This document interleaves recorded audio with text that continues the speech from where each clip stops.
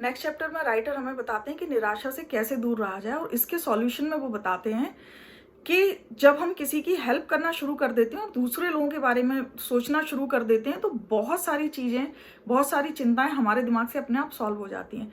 इसमें वो एक स्टोरी बताते हैं एक 9 साल के बच्चे के बारे में, जिसमें 9 साल पे उसकी माँ छोड़ के चली जाती है, और जब वो 13 साल का होता है तो उसके पिता का एक्सीडेंट हो जाता है। अब वो अनाथ हो जाता है। फिर एक पुअर फैमिली थी, वो उसको रख लेते हैं, लेकिन कुछ ही टाइम बाद उसका जो उस व्यक्ति की जॉब चली जाती है जिसने उसको रखा होता है, तो वो कहता है कि मैं तुमको अब नहीं रख पाऊंगा क्योंकि मेरे पास पैसे नहीं है। इसके बाद एक हस्बैंड वाइफ होते हैं जिनका एक फार्म होता है, वो बूढ़े होते हैं, वो इसको अपने यहाँ काम के लिए रख लेते हैं, साथ में इसका एडमिशन कराते हैं स्कूल में। अब जब ये स्कूल जाता है तो सब बच्चे इसको अनाथ बच्चा कह के चिढ़ाते हैं, इसको बहुत बुरा लगता है, ये घर आके बहुत रोता है। तब जो ओनर होती है, फार्म हाउस ओनर की वाइफ होती है, वो इसको समझाती है कि बेटा जब तुम किसी की हेल्प करना स्टार्ट कर दोगे और उनमें इंटरेस्ट लोगे ना, तो वो लोग तुमको चिढ़ाना बंद कर देंगे।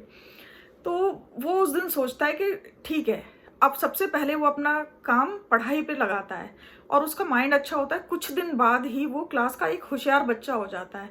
उसके बाद वो क्या करता है कि वो सारे बच्चों की हेल्प करना शुरू कर देता है। वो जिस भी जगह हेल्प कर सकता था वो हेल्प करने लगता है।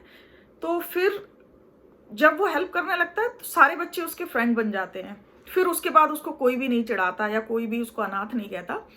कुछ ही दिन बाद उसके घर के पास क्या होता है कि जो और फार्मर्स रहते थे, 4 घर थे, उसमें से 3 फार्मर्स के जो ओनर थे वो सारे मर जाते हैं। वो 3 लोग मर जाते हैं और उनकी वाइफ और बच्चे उनके पीछे रह जाते हैं।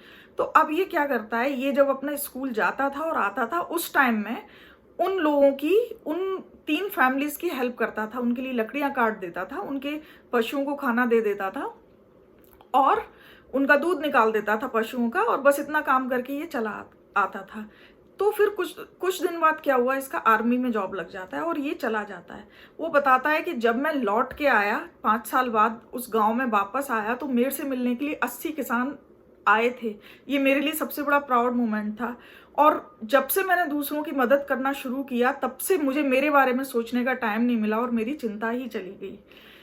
तो फिर उसके बाद राइटर एक दूसरी स्टोरी बताते हैं। एक पेशेंट जो कि 23 साल से अर्थराइटिस थी और वो बेड से भी नहीं उठ सकता था। जब उसका इंटरव्यू लिया जाता है वो बहुत खुश रहता था और हमेशा ही खुश रहता था, बहुत पॉजिटिव रहता था इतनी बड़ी प्रॉब्लम के बाद। तो जब उसका इंटरव्यू लिया गया तो ये पता चला कि जब इसको पता चला कि ये बेड से नहीं उठ सकता, तो उसने क्या किया, उसने सबसे पहले लेटर लिखने का, सारे पेशेंट्स जितने भी थे उनका एड्रेस लिया और उनके लिए लेटर लिखना शुरू किया, जिसमें वो बहुत ही पॉजिटिव और अच्छी अच्छी बातें उनको लिखा करता था। अब क्या हुआ कि जैसे ही वो लेटर लिखता था तो उसको भी लेटर रिवर्ट बैक आने लगे।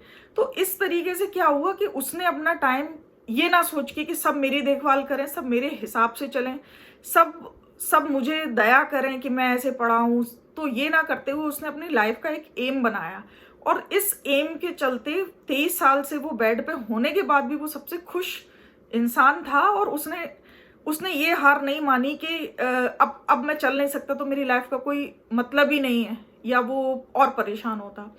इसी तरीके से एक स्टोरी वो बताते हैं। आर्मी ऑफिसर्स की वाइफ थी जो कि 1 साल से बेड पे थी। उनके हस्बैंड गए हुए थे और वो 1 साल से बेड पे थी। उनकी हेल्प के लिए एक नौकर रहा करता था। तभी क्या होता है, पर्ल हार्बर का एक अटैक होता है, जापानी लोग कर देते हैं। ये यूएस के बारे में वो बता रहे थे। अब जैसे ही वो अटैक होता है तो इनकी आर्मी को पता होता है कि इनके यहाँ पर फोन है। तो वो इस लेडी को कॉल करके कहते हैं कि हमें आपकी ज़रूरत है, आपको सिर्फ इतना काम करना है कि जिनका भी इवैक्यूएशन किया जा रहा है, सैनिकों की बच्चों का और वाइफ का, आपको ये डिटेल रखनी है कि वो कहाँ पर और किस जगह उनको ले जाया गया है, और साथ ही वो भी आपको फ़ोन कर सकें। और उसके अलावा उनको ये भी रिकॉर्ड रखने को कहा गया था कि सैनिक कहाँ पर हैं। तो इस तरीके से पूरे दिन उनके पास फ़ोन आते थे, वो एक रिकॉर्ड बनाया करती थी। और कभी जब उन पे खाली टाइम होता था तो वो उन सैनिकों की वाइफ को भी कॉल किया करती थी और हमेशा ये कहती थी कि सब ठीक हो जाएगा, आ जाएंगे। और तो इस तरीके से उनका पूरा दिन बिजी था। फिर वो देखती हैं कि पहले वो पूरे टाइम बिस्तर पे थी और लेटे लेटे फ़ोन अटेंड करती थी। धीरे धीरे धीरे वो क्या हुआ, वो बैठ के फ़ोन अटेंड करने लगी और कुछ दिन बाद उन्हें पता चला कि वो अब सारे काम कर पा रही हैं, क्योंकि उन्होंने अपने बारे में सोचना ही छोड़ दिया। अब वो किसी दूसरे काम में लग चुकी थी और इस चीज़ से उनको इतनी शक्ति मिली, जो कि वो उनका मन बिस्तर पर लेटे लेटे ऐसा हो गया था कि अब मैं किसी काम की नहीं हूँ। लेकिन जैसे ही उनको एक एम मिला और उन्होंने दूसरों के लिए काम करना शुरू किया, तो उनकी हेल्थ भी इम्प्रूव हो गई। तो वो ये कहती हैं कि ये मेरे लिए मेरी लाइफ का एक सबसे बड़ा अचीवमेंट था, जिसने मुझे ये सिखाया कि जब हम दूसरों की हेल्प में लग जाते हैं या हम उनके लिए कुछ कर रहे होते हैं, तो हम अपने आप को सिर्फ अपना अपना सोचना छोड़ के हम जब ऐसा करने लगते हैं तो निराशा के थॉट्स होने के लिए हमारे पास जगह ही नहीं होती।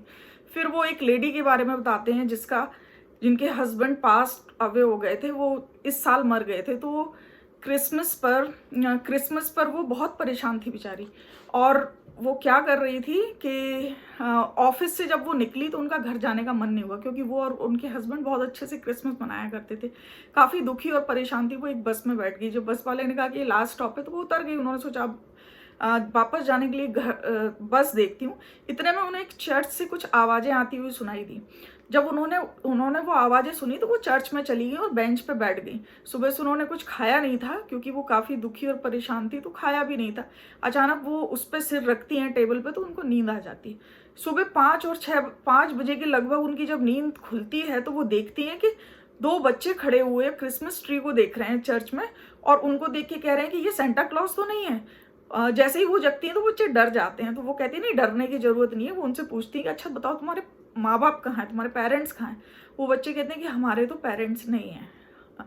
उसके बाद उन्हें समझ में आता है, वो अपना बचपन याद करती है कि उनके तो पेरेंट्स थे और वो कितनी अच्छी तरीके से उनके साथ रही और कितना उनका सपोर्ट रहा। लेकिन ये बच्चे, इनके तो पेरेंट्स ही नहीं हैं, ये तो ऐसे ही घूम रहे हैं। फिर वो उनको ले जाती हैं एक अच्छे रेस्टोरेंट में, कुछ खिलाती हैं, कुछ गिफ्ट ले देती हैं। लेकिन उसके बाद उनको ये समझ में आता है कि उस बीच उनको वो सारे थॉट्स आने बंद हो गए थे। जो जितनी परेशान थी, जितनी चिंता कर रही थी, उस 4-5 घंटे के अंदर वो सारी चिंता खत्म हो गई थी।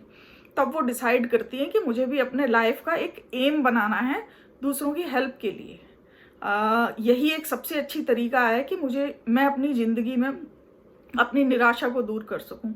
उसके बाद राइटर कहते हैं कि एक बार क्या हुआ, वो एक रेस्टोरेंट में गए। बहुत गर्म दिन था, रेलवे कैंटीन थी, बहुत गर्म दिन था, और वहाँ एक भट्टी की तरह उबल रहा था जो डाइनिंग हॉल था। तो वेटर पूछने आता है क्या चाहिए। तो फिर राइटर कहते हैं कि मैंने कहा कि आज तो जो कुकिंग कर रहा है उसका बहुत बुरा हाल होगा, वो उबल रहा होगा। तो वो कुछ बड़बड़ाने लगा। उन्हें लगा शायद वो उन पर गुस्सा हो गया, बट वो ये कह रहा था कि मैं 19 साल से काम कर रहा हूँ यहाँ, हर कोई आके हमारी कमी बता के जाता है कि आपकी सर्विस ऐसी है, आप ये नहीं कर रहे। आप ऐसे पहले आदमी हो जिन्होंने हमारे कुक के बारे में भी ख्याल किया और हम लोगों के बारे में भी ख्याल किया। भगवान करे आप जैसे लोग ही हमारे पास रोज आए।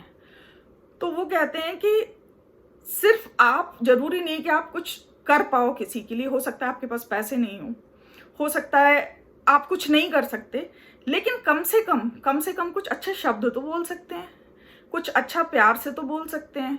कम से कम किसी की परेशानी अगर सुन ली है तो भगवान से एक प्रार्थना तो कर सकते हैं कि भगवान इसका अच्छा हो जाए। अगर आप ये भी करने लगते हैं तो ये आपके मन से जो निराशा वाली बातें हैं या आप सिर्फ अपने बारे में सोचना, वो बहुत दूर हो जाता है। और उसके बाद आपको एक पॉजिटिव माइंडसेट मिलता है आपके माइंड में।